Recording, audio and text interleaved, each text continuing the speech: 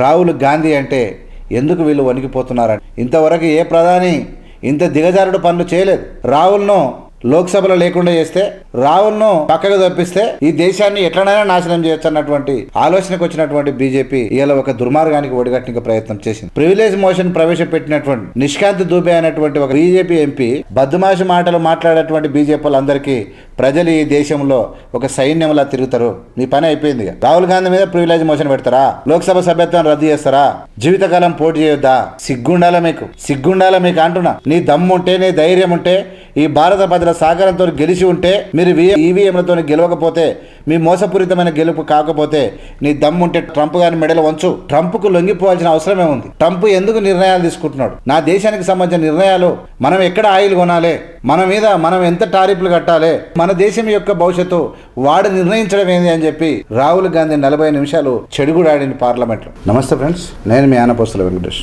నిన్న రాహుల్ గాంధీ పార్లమెంట్ లో 40 నిమిషాల పాటు పార్లమెంట్ ను చెడుగుడాడుకున్నాడు. నిజానికి భారతదేశానికి స్వాతంత్రం వచ్చినప్పటికీ ఒక చరిత్ర ఉంది. బ్రిటిష్ వాళ్ళను పారదోలినటువంటి పుష్కలమైన సామర్థ్యం కలిగినటువంటి భారతీయులు ఇక్కడ ఉంటే, స్వాతంత్రం వచ్చిన తర్వాత ప్రపంచంలో ఏ దేశానికి లొంగకుండా పరిపాలించినటువంటి ప్రధానమంత్రులు ఈ భారత్ సొంతం. అలాంటి టాలెంటెడ్, ఎంతో విజ్ఞానం కలిగినటువంటి ఈ భారత ప్రధానులు ప్రపంచ దేశాలకు ఏనాడు లొంగదీసుకున్న చరిత్రనే తప్ప లొంగిన చరిత్ర ఎప్పుడు లేదు. కానీ మొదటిసారి ట్రంప్ నరేంద్ర మోడీతో జరుగుతున్నటువంటి ఈ యొక్క ట్రేడ్ డీల్ విషయంలో పెద్ద ఎత్తున ప్రపంచ దేశాలకు అనుమానం వచ్చింది. ఇలా వెనిజులాను లొంగ తీసుకున్నటువంటి ట్రంప్ భారత్ను కూడా డాలర్ విలువ పెంచుతూ, రూపాయి విలువ తగ్గిస్తూ, అంటే పడిపోతున్నటువంటి స్థితిలో భారత ప్రధానమంత్రిని చూస్తే గజగజ వణకాల్సినటువంటి, అంటే భయము భక్తితో ఉండి మర్యాద మెసురుకోవాల్సినటువంటి ఈ అమెరికా ఇలా నరేంద్ర మోడీని లెక్క చేయకుండా పాకిస్తాన్తో యుద్ధం జరిగితే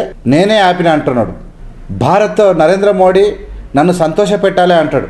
భారత్పై 75% టారిఫ్లు విధిస్తాడు, భయపట్టిస్తాడు, ఆందోళనకు గురి చేస్తాడు. ఎప్స్టీన్ ఫైల్స్ పేరుతో ట్రంప్ ఆడినటువంటి నాటకం ఎందుకు ఆడాల్సి వచ్చింది? ఎందుకు ట్రంప్ భారత్ను చిన్న చూపు చూస్తున్నాడు అని చెప్పి నా కన్న తల్లిని అమ్ముకున్నవా మోడీ? నీకు సిగ్గు లేదా? ఈ దేశం ప్రజలను కాపాడడానికి కదా నువ్వు ఉన్నది. ఈ దేశ ప్రజల ఆకలి కేకలు తీర్చడానికి కదా నువ్వు వచ్చింది. ఈ దేశ రైతులను కాపాడడానికి కదా. ఎందుకు నువ్వు ట్రంప్కు లొంగిపోయినావు? అమెరికాలోని న్యాయ వ్యవస్థ దగ్గర ఈ ఎప్స్టీన్కి సంబంధించినటువంటి ఫైల్ దాగి ఉన్నాయి. అందులో అనిల్ అంబానీ పేరు వచ్చింది. మరి ఏంది అని చెప్పి రాహుల్ గాంధీ అగ్గి మీద గుగ్గిలమయ్యాడు. దెబ్బకు నరేంద్ర మోడీకి వణికిపోయినంత పని అయిపోయింది. ఏం చేయాలో అర్థం కాని పరిస్థితి. నేను మరి ఎందుకు మాట్లాడుతున్నా ఇవన్నీ అంటే, రాహుల్ ప్రశ్నలు సంధిస్తుంటే భారతదేశం ఒకటే కాదు, ప్రపంచ దేశాలు ఇలా వణికిపోతున్నటువంటి పరిస్థితి. ఎస్, రాహుల్ అనే మునగాడు ఒకడు ఉన్నాడు. రాహుల్ అనే young and dynamic leader, educated అక్కడ ఉన్నాడు, ఖచ్చితంగా ప్రశ్నిస్తాడు అని చెప్పి గుర్తెరిగినటువంటి దేశాలు కూడా ఏం చెప్తున్నాయంటే, రాహుల్ గాంధీ సభలో లేకుంటేనే మీరు ఉంటారు, మీరు ఎన్ని కుట్రలు చేసినా, మీరు అధికారంలో ఉన్నా మిమ్మల్ని సావు దెబ్బతీస్తాడు రాహుల్. కాబట్టి రాహుల్ను మరి బయటకు పంపించాలనుకున్నారా?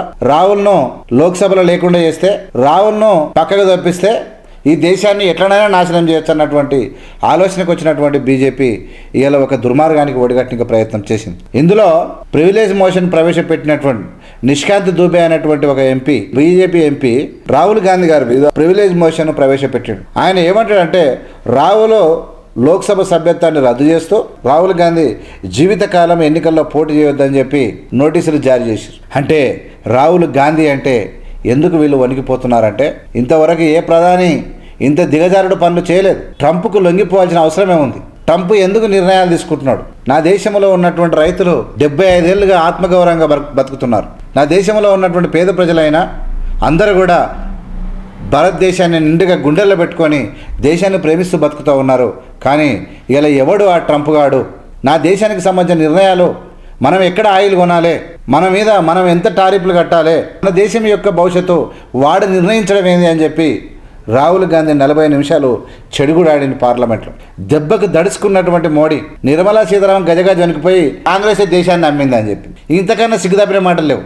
నిర్మలా సీతారామన్ కూడా అదురుకున్నది, నోరు తెరిచింది. నువ్వు మిడిల్ క్లాస్కి బడ్జెట్ ఏం పెట్టామంటే అని నోరు తెరుస్తుంది. అంటే ఏం లేదు, ఒక బొమ్మలేకుంది నిర్మలా సీతారామన్, అంతే.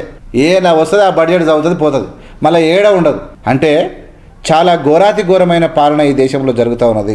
నరేంద్ర మోడీ ప్రధానమంత్రి అయినాక మొన్న కరోనా తర్వాత 75,000 ఎంఎస్ఎంఈ కంపెనీలు క్లోజ్ అయిపోయినాయి. ఒక్కటి కూడా ఈ నరేంద్ర మోడీ చేసిన తలపెట్టినటువంటి ఒక్క పథకం కూడా పర్ఫెక్ట్ లేదు. పర్ఫెక్ట్ కాదు, అన్ని ఫెయిల్, ఆల్ ఫెయిల్. కొన్ని నా దగ్గర ఉన్నాయో మీకు చదివి వినిపిస్తా. ఒక్కటి కాదు, ఉన్న కాడికి ఫెయిల్ వీళ్ళు దాంట్లో. ఎందుకని వాడితే మేక్ ఇన్ ఇండియా ఫెయిల్, మహిళా భద్రత ఫెయిల్, స్వచ్ఛ భారత్ ఫెయిల్, నమామి గంగా ఫెయిల్, నోట్ల రద్దు, డిమానిటైజేషన్ ఫెయిల్, కాలుష్య నియంత్రణ ఫెయిల్, ద్రవ్యోల్బణ నియంత్రణ ఫెయిల్, 100 స్మార్ట్ సిటీస్ ఫెయిల్, అవినీతి నియంత్రణ ఫెయిల్, బ్లాక్ మనీ తిరిగి తీసుకురావడం ఫెయిల్, 2023 నాటికి బుల్లెట్ ట్రైన్ ఫెయిల్, డాలర్ రూపాయి మారకం విలువ 40 రూపాయలు చేస్తున్నాడు. Utter flop. ఉత్తదే నరేంద్ర మోడీ అంత చేతగాని ప్రధాని అసలు ఇంక ఈ భారతదేశంలో ఇంతవరకు లేడు, ఎప్పటికి రాడు. నెక్స్ట్, ప్రతి సంవత్సరం 2 కోట్ల ఉద్యోగాలు ఫెయిల్, రైతు ఆదాయం రెట్టింపు అట్టర్ ఫ్లాప్, నిరుద్యోగం తగ్గించడం ఫ్లాప్, ప్రతి ఖాతాకు 15 లక్షలు ఫ్లాప్, 2022 నాటికి 5 ట్రిలియన్ల ఆర్థిక వ్యవస్థ చేసినాడు. Utter flop. ఇంకా సబ్కా సాత్, బిస్కా సాత్, పిస్కా సాత్ అందుతుంది. స్కిల్ ఇండియా, పిల్ ఇండియా, ఎవ్రీథింగ్ ఫెయిల్ అనమాట. అంటే అలాంటి ప్రధాని ఇట్లుంటాయి. అంటే ఈ ఫెయిల్యూర్ యొక్క గవర్నమెంటు ఈవీఎంలను మేనేజ్ చేస్తూ గెలుస్తూ అడ్డదిడ్డంగా అడ్డమైన మాటలు మాట్లాడుతూ ఈ దేశ ప్రజలను నట్టేట మునుస్తూ కులమతాలకు సిచ్చు పెడుతూ దేశానికి ఏందో ఒరగబెట్టినట్టు వీళ్ళు కలరింగ్లు ఇస్తూ ఉంటారు. ఇలా ఏం చేసిరంటే రాహుల్ గాంధీ మీద స్పీకర్కు నోటీసులు ప్రవేశపెట్టి రాహుల్ గాంధీని అంట లోక్సభ సభ్యత్వం రద్దు చేస్తారంట, జీవితకాలం పోటీ చేయదంట. అప్పుడు మాత్రం ఈ దేశాన్ని బొందబెట్టరు. సిగ్గుండాలి కదా మీకు. BJP government should feel ashamed behalf of the people of India. Rahul will fight against the BJP because they have been looting the country, they have been cheating the country. That is why the Rahul will arise, he will awoke the people of India and first against this dangerous ruling system in the country. ఏందా బద్మాషి మాటలు మాట్లాడేటువంటి BJP వాళ్ళందరికీ ప్రజలు ఈ దేశంలో ఒక సైన్యంలా తిరుగుతారు. మీ పని అయిపోయింది. రాహుల్ గాంధీ మీద ప్రివిలేజ్ మోషన్ పెడతారా, లోక్సభ సభ్యత్వాన్ని రద్దు చేస్తారా, జీవితకాలం పోటీ చేయొద్దా? సిగ్గుండాలా మీకు అంటున్నా. నీ దమ్ముంటే, నీ ధైర్యం ఉంటే, ఈ భారత ప్రజల సహకారంతో గెలిచి ఉంటే, మీరు ఈవీఎంలతో గెలవకపోతే, మీ మోసపూరితమైన గెలుపు కాకపోతే, నీ దమ్ముంటే ట్రంప్ గారి మెడలు వంచు. మన భారతదేశంలో ఉన్నటువంటి వస్తువులు టారిఫ్లు మనం డిసైడ్ చేయాలి. వాడు అమ్ముకుంటే 0, మనం అమ్మితే 18% అంట. మనం రష్యా నుంచి ఆయిల్ కొంటే తక్కువకు వస్తుంది, రష్యా నుంచి ఆయిల్ కొనొద్దంట. ట్రంప్ గారు డిసైడ్ చేస్తాడు. పాకిస్తాన్ యుద్ధం జరుగుతుంటే వాడు ఆపుతాడు. మరి మీరేం చేయనికే? మేము ట్రంప్ని ఎన్నుకున్నావా, నిన్ను ఎన్నుకున్నావా? మేము ట్రంప్ని ఎన్నుకున్నావా, నిన్ను ఎన్నుకున్నావా? మరి నువ్వేం చేయనికున్నావు? ఖబర్దార్ బీజేపీ, మీ ప్రివిలేజ్ మోషన్ కాదు. The reaction will be very powerful. The people will decide if you implement the privilege motion. మీరు కనుక ప్రివిలేజ్ మోషన్ ప్రవేశపెట్టి ఓవర్ యాక్షన్ కనుక చేస్తే, దాన్ని అమలు చేస్తే మీ సంగతి తెలిసిపోతుంది. కుప్ప కూలాలి మొత్తం ఉన్నకాడికి అనుకుంటున్నాము. ఎంత అంటే ఇది పరిస్థితి. తెలిసింది కదా, భారతదేశంలో బీజేపీ యొక్క ఒక్కటంటే ఒకటి సక్సెస్ లేదు. రాహుల్ గాంధీ ఒక్కటి లేకపోతే ఈ దేశాన్ని నట్టేట ముంచుతారు, చెదలు పట్టినట్టు చేసిరు. ఇది వీళ్ళ పాలన. నిర్మలా సీతారామన్ అయితే దండగా మన ఉత్సవ విగ్రహం లాగా ఉన్నది. వస్తుంది, మాట్లాడితే పోతే ఎక్కడ పోతుందో ఎవరు తెలియదు. ఒక్కటి కూడా కరెక్ట్ లేదు. దేశం అంతా ఆగం చేసిరు. చూస్తూనే ఉండండి ఏవిఎం మీడియా. లైక్ చేసి, షేర్ చేసి, సబ్స్క్రైబ్ ప్రజలకు పంపాడే. ఇలాంటి డేంజరస్ థింగ్లు మీరు ప్రజలకు ఖచ్చితంగా తిప్పికొట్టాలి. ఈ వీడియో లైక్ చేసి, షేర్ చేసి ప్రజలకు పంపండి. Thank you. జై భీమ్.